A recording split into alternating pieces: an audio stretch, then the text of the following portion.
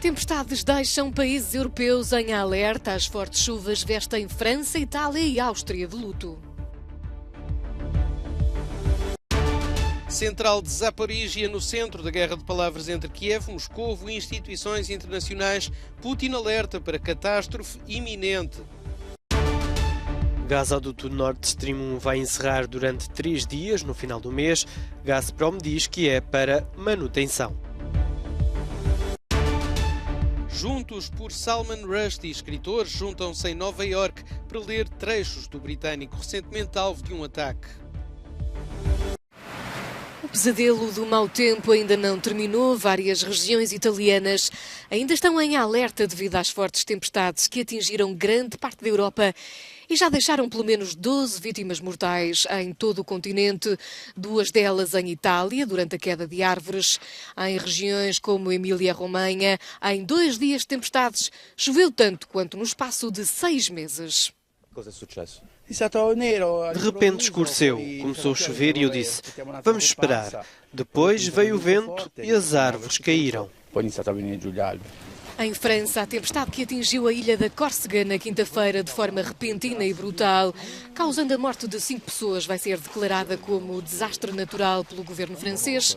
O ministro do Interior visitou um parque de campismo onde morreu uma pessoa durante a intempérie. As autoridades meteorológicas foram fortemente criticadas por terem lançado o alerta laranja muito tarde, pouco antes da passagem das chuvas. As autoridades da Córcega fizeram o seu trabalho alertando todas as autoridades económicas, as autoridades locais. Simplesmente esperávamos que estes ventos fossem de cerca de 100 km por hora, que são ventos violentos, embora não extraordinariamente violentos. E no final eram ventos de até 220 km por hora. O mau tempo também vestiu a Áustria de luto, onde 2 crianças morreram na quinta-feira devido à queda de uma árvore em Carinthia. 16 outras pessoas ficaram feridas, incluindo 7 crianças, e 20 mil famílias austríacas ficaram sem eletricidade depois da tempestade. A central nuclear de Zaporíjia está no centro não só dos combates no terreno, como da mais recente guerra de palavras entre a Rússia, a Ucrânia e as instituições internacionais. Enquanto Kiev e Moscovo se acusam mutuamente de ataques que podem ter consequências catastróficas e causar um acidente nuclear, a ONU exige uma desmilitarização da zona, mas a Rússia rejeita, diz que retirar as tropas de Zaporíjia iria desproteger a central e torná-la vulnerável ao que diz serem ataques terroristas. A necessidade de desmilitarizar a central e permitir a entrada de inspectores da Agência Internacional de Energia Atómica foi reafirmada esta quinta-feira pelo secretário-geral da ONU, António Guterres, em Lviv, num encontro com os presidentes da Ucrânia e da Turquia. A Rússia aceita uma missão da AIEA na central, mas impõe condições. O representante permanente de Moscovo nas instituições internacionais de Viena diz que é cedo para falar das modalidades da missão e isso está ainda em discussão, pontos como o número de pessoas envolvidas, a duração da missão ou as tarefas que vão executar. Também o secretário-geral da NATO, Jens Stoltenberg, exige uma missão para inspecionar a central. O lado ucraniano aceita a proposta. A chave está agora nas negociações com Moscovo.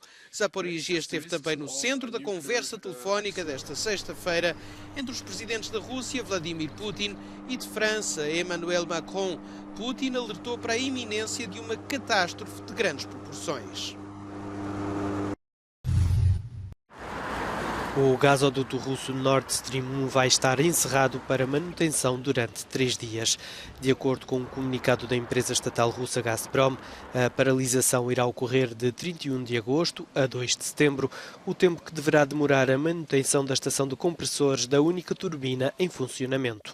A Gazprom afirmou que, terminados os trabalhos, o fluxo de gás através do Nord Stream 1 será retomado nos valores atuais de 33 milhões de metros cúbicos, ou seja, apenas 20% da capacidade do gasoduto. A Rússia tem alegado problemas técnicos para justificar a redução do fornecimento de gás através do gasoduto, algo que a Alemanha refuta. Berlim acusa Moscovo de estar a semear a incerteza e fazer subir os preços da energia como retaliação contra as sanções da União Europeia por causa da invasão da Ucrânia. O novo encerramento do gasoduto aumenta os receios de que a Rússia possa cortar por completo o fornecimento de gás à Europa, que tenta aumentar os níveis de armazenamento para o inverno.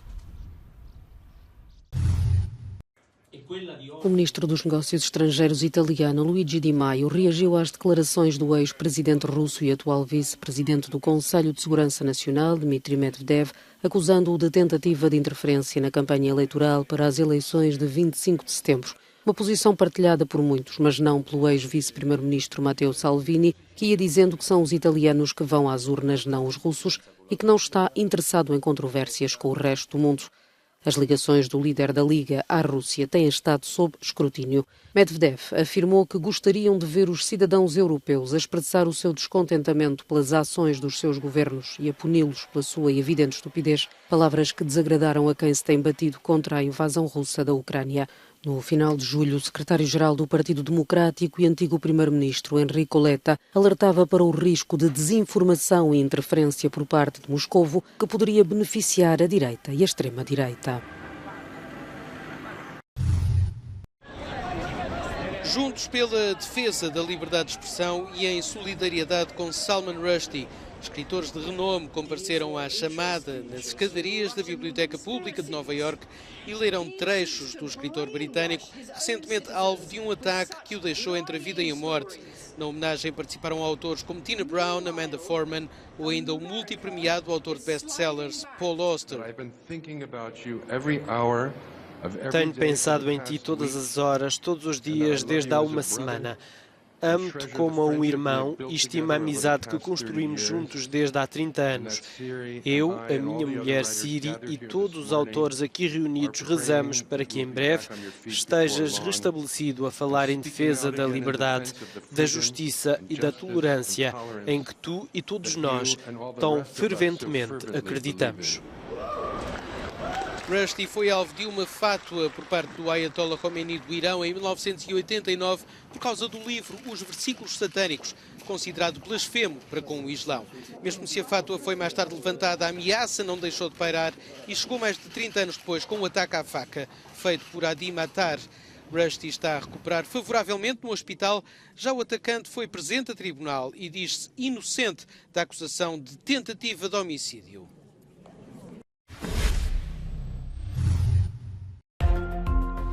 Cadeia perpétua para um membro do grupo terrorista Estado Islâmico que decapitou reféns na Síria. Um juiz federal dos Estados Unidos atribuiu esta sexta-feira a pena máxima ao jihadista El-Shafi El-Sheikh, que fez parte da célula terrorista conhecida como os Beatles, devido ao sotaque britânico e sequestro e decapitação de ocidentais em território sírio há uma década. Os pilotos da EasyJet iniciaram uma greve de 3 dias esta sexta-feira em Espanha.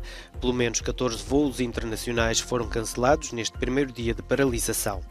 Os pilotos exigem o restabelecimento das condições de que desfrutavam na companhia aérea britânica antes da pandemia da Covid-19. Estão previstas greves semelhantes dos pilotos espanhóis da EasyJet para todos os fins de semana do mês de agosto. Não é todos os dias que um chefe do governo se submete a um teste de despistagem de drogas. Mas foi isso mesmo que fez a primeira-ministra da Finlândia, Sanna Marin, justificando a decisão com a sua própria proteção legal, na sequência da polémica gerada pela divulgação de vídeos nas redes sociais da chefe do executivo finlandês a dançar numa festa privada.